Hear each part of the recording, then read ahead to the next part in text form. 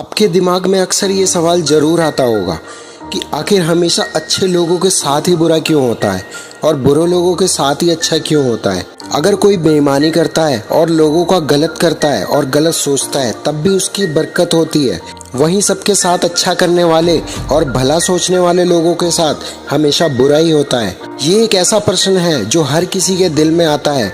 तो आज मैं इस कहानी में आपको इसका जवाब देना चाहता हूँ। बता दूं कि इस तरह के सभी सवालों के जवाब स्वयं भगवान श्री कृष्ण ने दिए थे। एक बार अर्जुन ने भगवान श्री कृष्ण से ये सवाल पूछा कि हे वासुदेव, हमेशा अच्छे लोगों के साथ और सच्चे लोगों के साथ ही बुरा क्यों होता है, बुरे लोगों के साथ बुरा क्यों नहीं होता। इस पर भगवान श्री कृष्ण ने अर्जुन को एक कहानी सुनाई। बात पुराने समय की है। एक नगर में दो व्यक्ति रहते थे।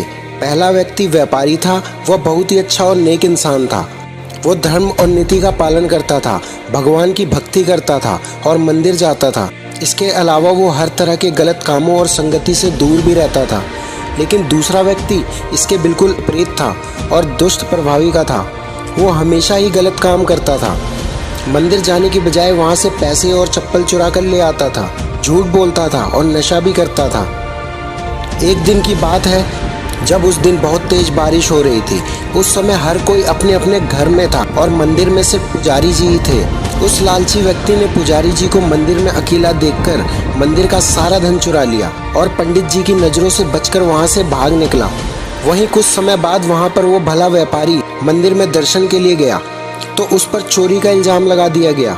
वहां पर लोग जमा हो गए और व्यापारी को भला बुरा कहने लगे। जैसे ही वो मंदिर के बाहर जाने लगा, एक गाड़ी ने उसे टक्कर मार दी जिसमें वो बुरी तरह घायल हो गया। वापस में जब व्यापारी अपने घर जा रहा था तो उसे वह दुष्ट व्यक्ति मिला और खुशी में झूमता हुआ जा रहा था और बोल रहा था कि आज तो किस्मत चमक गई, एक साथ इतना सारा धन हाथ लग गया। जब व्यापारी ने ये बात सुनी तो वो हैरान रह गया।